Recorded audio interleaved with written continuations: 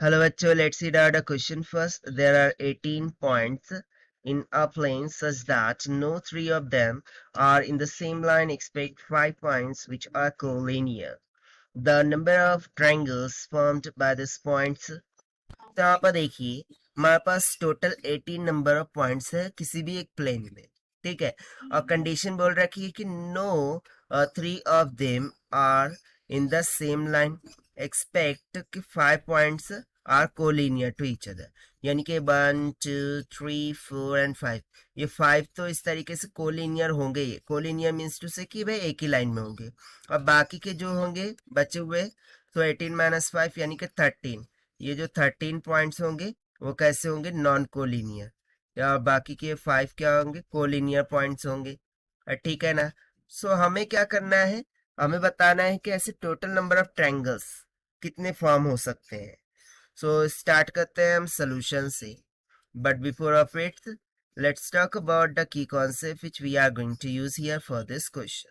सो देखिए, यदि आपको n number of things given हो और उसमें से आपको बोला जाए कि आर नंबर ऑफ ऑब्जेक्ट को सिलेक्ट कीजिए, ठीक है।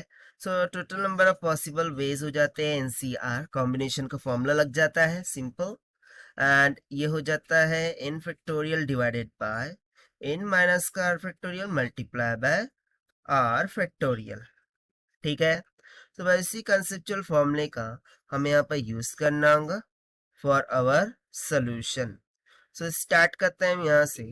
तो सबसे पहले यदि मैं किसी भी ट्रायंगल की बात करूं, सो यदि मुझे ट्रायंगल बनाना है, सो उसके लिए कितने पॉइंट्स रिक्वायर्ड होंगे, 3 पॉइंट्स, ठीक है ना, क्योंकि इसी तरीके से तो हम ट्रायंगल ड्रॉ करेंगे।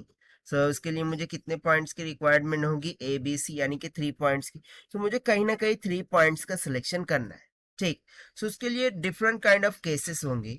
तो केस फर्स्ट में आप डिस्कस कर लेते हैं कि लेट्स सपोज कि मैंने एक बंच में से 2 पॉइंट ले लिया और जो दूसरा बंच है उसमें से 1 पॉइंट ले लिया। अभी किस में से कितना पॉइंट लिया वो हमें यहाँ पर देखना होगा, ठीक है। सो मैंने बेसिकली क्या किया, 2 पॉइंट्स नॉन कोलिनियर में से लिया, ठीक है ना। मैं 2 पॉइंट्स नॉन कोलिनियर जो पॉइंट्स थे उसमें से लिया, और 1 पॉइंट मैंने कोलिनियर में से लिया, ठीक है। कोलिनियर में से मैंने 1 पॉइंट ले लिया और इनको मिला करके ट्रायंगल ड्रॉ कर रहा हूँ, राइट। सो इसके अकॉर्डिंग टोटल देखिए नॉन कोलिनियर पॉइंट वो कितने हैं। ओके, यहाँ पर कूलिंग हो गया, so do this correction, non collinear. So total non collinear point कितने हैं, 13। उसमें से सिलेक्ट कितना करना है मुझे, 2। According to the concept simple, 13 से 2 हो गया मल्टीप्लाई बाय कोलिनियर कितने हैं, 5। उसमें से सिलेक्ट कितना करना है, 1। तो चलिए अब इसको थोड़ा सॉल्व करते हैं कितना आता है, right. So according to formula हो जाएगा 13 फैक्टोरियल डिवाइड बाय 13 माइनस का 2, हो जाएगा 11 factorial multiply bye 2 factorial multiply bye, यहाँ पर हो जाएगा 5 फैक्टोरियल डिवाइडेड बाय 5 माइनस का 1 4 फैक्टोरियल मल्टीप्लाई बाय 1 फैक्टोरियल। सो इसको सिंप्लीफाई करते हैं, सो 11 फैक्टोरियल 11 फैक्टोरियल कैंसिल, यहाँ पर बच जाएगा 13 into 12 divided by 2 into 1। So 2 6 the 12, 13 6 the 390। सो ये हो जाएगा नियर अबाउट 390 के इक्वल, ठीक है। इसे हम दे देते हैं इक्वेशन नंबर फर्स्ट, कि ये केस फर्स्ट हो गया। अब चलिए अदर केसेस को डिस्कस कराते हैं आपके लिए। सो यहाँ पर केस सेकंड में हम देखेंगे। सो केस सेकंड में हम मैं क्या बोल दूंगा कि मैं 2 पॉइंट्स लीनियर कोलिनियर ले रहा हूँ। कैसा, 2 पॉइंट्स मैं कोलिनियर में सिलेक्ट कर रहा हूँ। सो एक पॉइंट जो है सो मैं वो नॉन कोलिनियर में सिलेक्ट कर रहा हूँ, राइट। सो इस केस में देखिए कोलिनियर पॉइंट्स कितने हैं, 5। सो 5 में से मैंने सिलेक्ट कर दिया 2 को मल्टीप्लाई बाय नॉन कोलिनियर 13, इसमें से एक सिलेक्ट किया।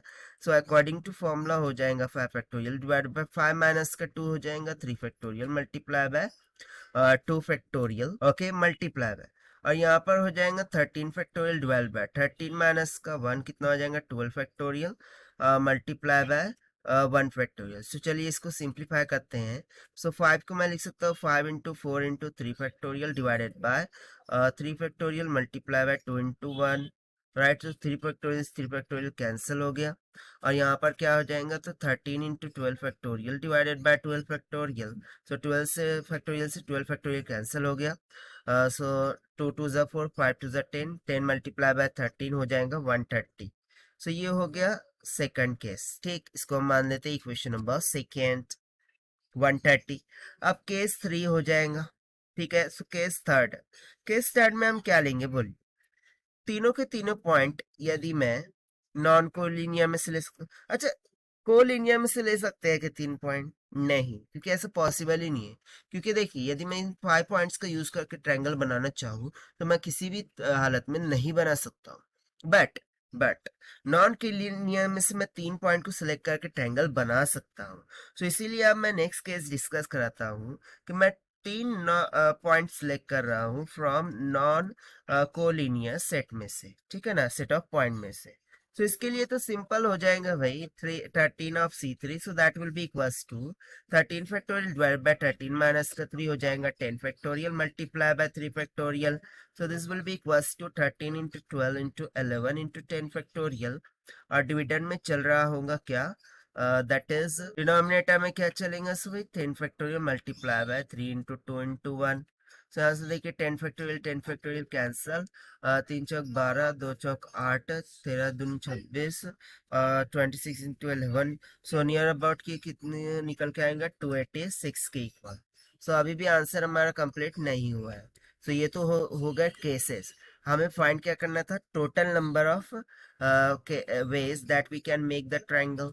सो यहाँ से हम सिंपली बोल सकते हैं कि total number of ways that we can make the triangle from the non-collinear and collinear point, this will be equals to, first case में आया था 390 प्लस में, सेकंड केस में आया था 130, एंड थर्ड केस में आया था 286। सो इसको एडअप कीजिए, कितना निकल के आ जाएगा, 806 के इक्वल। और यही हो जाएगा हमारा आंसर फॉर दिस क्वेश्चन, जो कि हमने सॉल्व किया by using the concept of combination. So now let us check the option. So option B will become correct, so this is the required solution. I hope you understood well, best of luck, thank you.